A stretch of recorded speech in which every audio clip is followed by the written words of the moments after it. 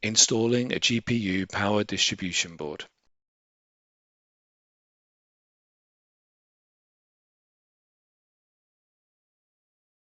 Align the SXM power distribution board with the guide slots and the two standoffs on the power distribution board, and then place the SXM GPU power distribution board on the PSU cage.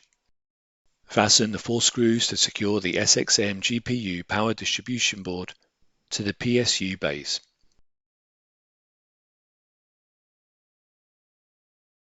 Connect the sideband cable to the SXM GPU power distribution board.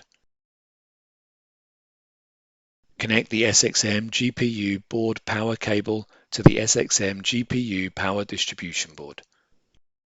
Install the top cover.